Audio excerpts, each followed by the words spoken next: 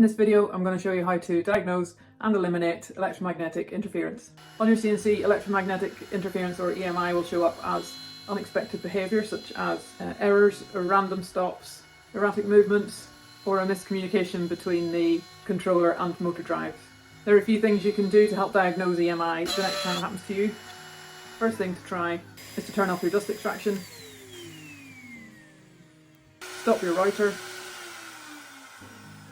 raise your Z-axis and zero it, and then run the G-code again.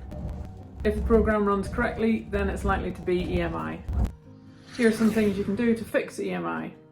Use a separate power circuit for your controller. If, like me, you don't have a separate circuit, then you can use a UPS. Next thing is to earth your dust collection hose by wrapping a copper wire around it and then connecting it to either an earth or an earthing plug. Put ferrite cores around all of your control cables. Please like and subscribe if you liked this video and find it helpful. And if there's anything else you want me to create a guide on, then let me know in the comments. Thanks for watching.